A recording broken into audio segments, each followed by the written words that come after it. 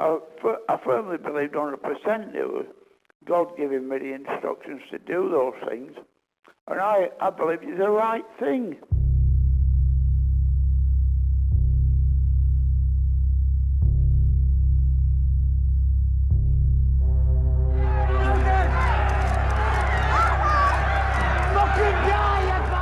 A crowd of 2,000 people greeted Peter Sutcliffe's first court appearance.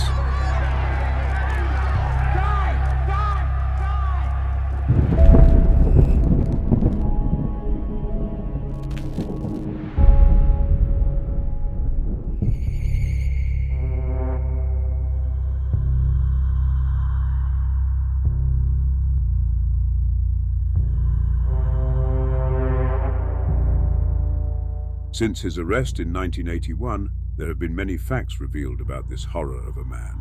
The outright lies he told in a feeble attempt to justify the murders of many women, all of them innocent. The total lack of remorse and the outright arrogance of a man who thought himself to be too clever for anyone to catch him. We will look at just a couple of these poor women who fell victim to this coward, but in this video we will show you the exact true location where he was actually caught and arrested. If you find this short film interesting, please consider subscribing and perhaps leave a comment on your thoughts.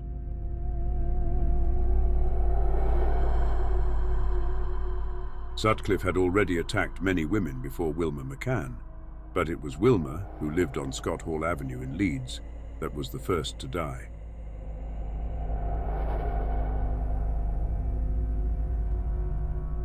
On these playing fields just yards from her home, the 28-year-old mother of four was attacked and brutally murdered in this very spot. She was found in the early hours of October 30th, 1975 by a milkman and his younger brother as they were loading up their vans for that day's delivery.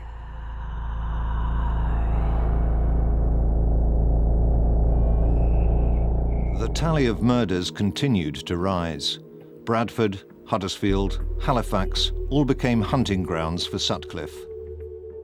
I think it was a mistake that he attacked Jane MacDonald.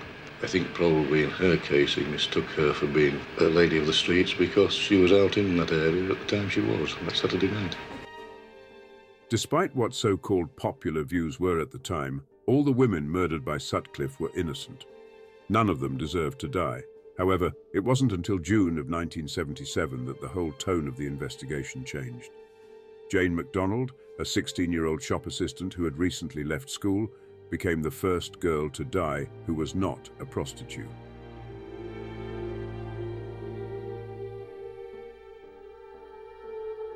Well-mannered, cheerful, always a smile for you. And not like any of the others.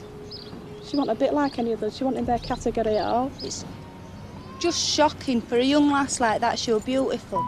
You feel that it's any woman to target? I think so now, yes. How do you feel about the Ripper being on the loose? Oh, it's a terrifying thought. Because the last lady got attacked up in Parkman, which isn't far from where I live. Yeah, well, everyone thinks, well, she might be next, and I thought it were her that, caught last time and everything. Everybody's really frightened about it.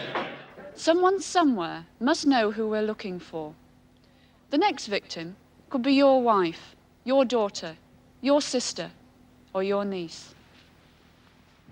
For me, and also for a lot of society, when he killed Jane MacDonald, I think that's when it changed, because this was an apparent innocent victim. They were all innocent as far as I'm concerned, but the police and the media were suggesting that because it was a 16-year-old girl, this man would kill anybody. Did you have a lot of regrets when you killed Jane MacDonald, a 16-year-old?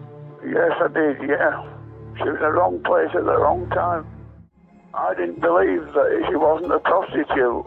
I thought she was in the red light area at that time of night, walking slowly and that, And one or two cars were flashing the lights at her as well, so... What was she doing at 1:30 in the morning in a prostitute area? She was found in the grounds of what was an adventure playground. She was battered and stabbed multiple times. Within a few months of her tragic death, her father, Wilfred, also died. He was a broken man. After identifying her body, many people believe he died of a broken heart. Like Wilma McCann, Jane MacDonald lived on the same road, just 6 doors along from each other. Jane was killed just a few dozen yards from this alleyway which would have taken her to the road she lived on. When eventually he was caught, he went on to explain to the police that it was all because of an incident that occurred whilst he was a gravedigger at Bingley Cemetery in Yorkshire. Thought some of the lads were having a bit of fun at first. I got up and looked round, I couldn't see anybody. Nobody hiding in the bushes in the distance or behind any gravestones. And I walked up the slope and I heard it coming directly. It was like in a wonderland, you know, like a miracle happening. It's on this grave and it said Bronislaw Zapolsky. I always remember that. I was awestruck. It was like an echoey voice, echoing, superimposed upon itself. Couldn't confide in anybody, my mother or Sonia or anybody, between me and God. And I got back home and I got depression again.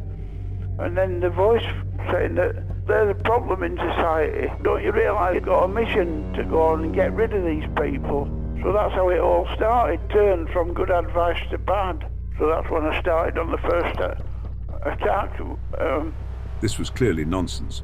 The so-called voices were not even mentioned until just before Sutcliffe was due to appear in court. Our personal view is that this man was such a coward that he would only go after women that he would target that were on their own. Unfortunately, this meant that sex workers were an easy target. But at the end of the day, he couldn't care less whether there were prostitutes or not. If they were alone, they were an obvious target. The problem is, says the Attorney General, that none of this was told by Sutcliffe to the police in a very lengthy interview he gave them. He simply said, "I have these urges to kill." So where and when was this psychopath caught? Well, after all the investigations over the 5 years, and despite the incredible fact that Sutcliffe was interviewed a total of 9 times by police. After all that, he was caught by accident, by sheer chance. It was only by sheer fluke that I got caught. It wasn't through clever detective work. On the 2nd of January 1981, 5 years after starting his killing, Sutcliffe was stopped by the police with 24-year-old prostitute Olivia Reevers. They approached his car in the driveway of Light Trades House on Melbourne Avenue. This area of Sheffield was then popular with prostitutes, and the 2 on-duty policemen were on the lookout for any suspicious activity in an attempt to clean up the city.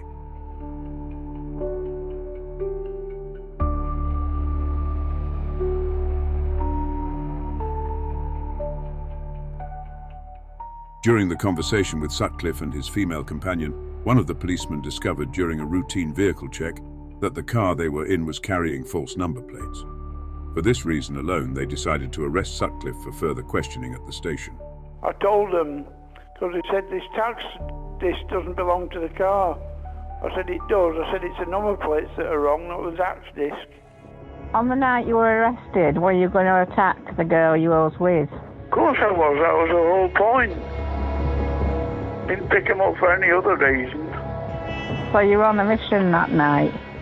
Yeah. Sutcliffe was arrested and taken to Dewsbury Police Station. The arresting officers had no idea of the significance of their actions. They had caught the Yorkshire Ripper. So this is the true location where Peter Sutcliffe was actually arrested on Melbourne Drive in Sheffield. He was parked about halfway up when the police car pulled up just in front of him. In a feeble attempt to avoid being found out, Sutcliffe asked for permission to relieve himself before they took him away. What he actually wanted to do was to dump the hammer and the screwdriver he had with him just behind a stone archway pictured here. I said, I'm dying for a wee, so I'll just go for a wee. So I did, and I put these implements in behind below a bush. I was going to throw them over the wall, because there were some woods nearby, just over the wall. But I didn't, because I thought it might make a noise and they might realise, I didn't hear anything. They took me back to the police station at Sheffield, and then they searched me and didn't find anything, and then they realised, one of them realised that I'd gone for a wee, and so he went back there and looked.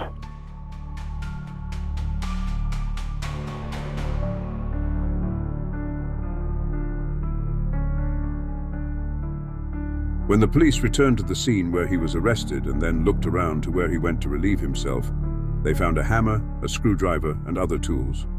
It was game over.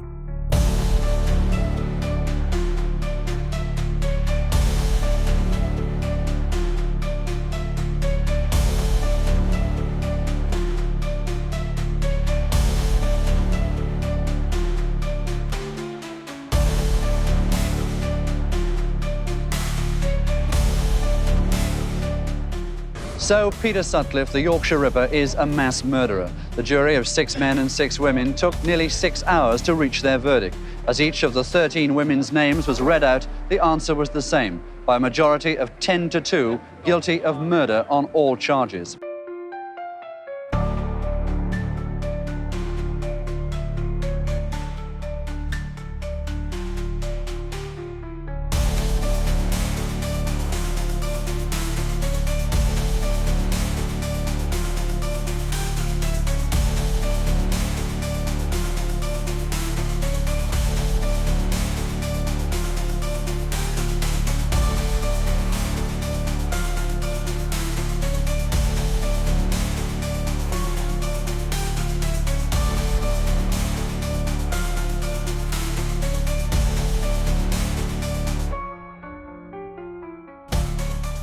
The serial killer, Peter Sutcliffe, known as the Yorkshire Ripper, has died in hospital at the age of 74. He had coronavirus.